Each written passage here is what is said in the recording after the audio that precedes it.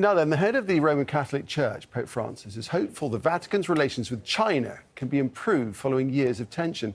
A Vatican spokesman says the Pope is working hard to restore diplomatic ties with Beijing after decades of mistrust.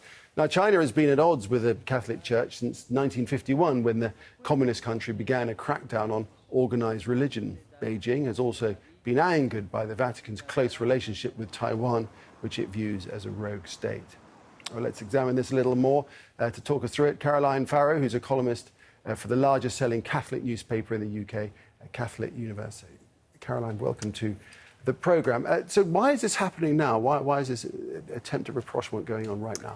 Well, I think you have to remember Pope Francis is a Jesuit, and his mission is very much one of evangelising and of mercy and spreading love, spreading Christianity.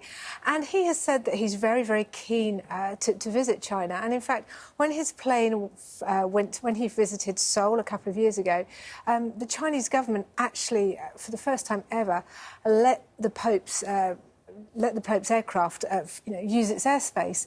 And I think he's very much taking his inspiration both from his namesake, Francis Xavier, who was one of the founders of the Jesuits, who spread Christianity throughout Asia, and also Matteo Ricci, who was one of the pioneering missionaries who spread Christianity to China.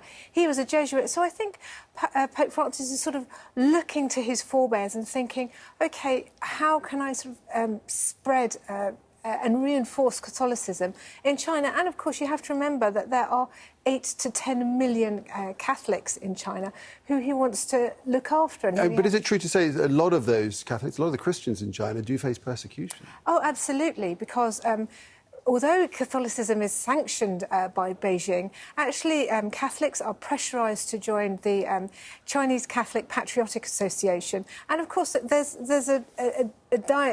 diametrically opposed because on the one hand, you've got the Pope claiming moral authority over all of the Chinese Catholics, and then you've got the state saying, no, we're very suspicious of a foreign leader. Your allegiance is to us, not to the Vatican.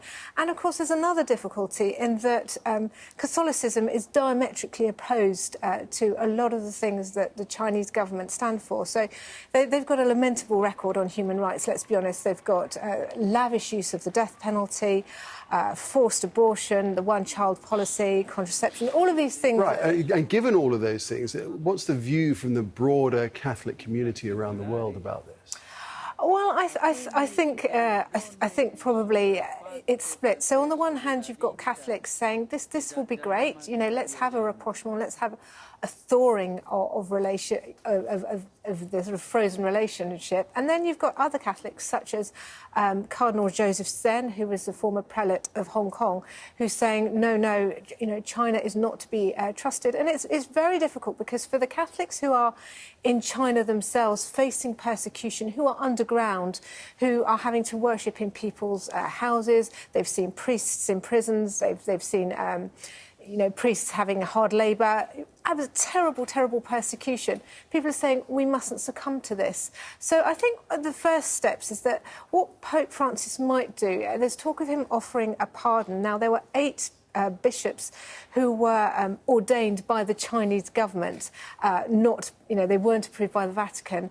And there is talk of perhaps offering them mercy. They were excommunicated. Okay. Maybe a first step would be to... So that could happen. And finally, very briefly, if you were just 30 seconds or so left, the issue of Taiwan, who won't be happy about this situation?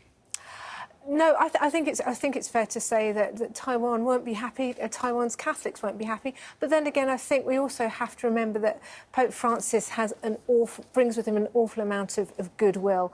And if anybody can find a solution, probably he can. OK, Caroline, great to get your expertise on this. I do appreciate that. Thanks very much indeed. Thank you.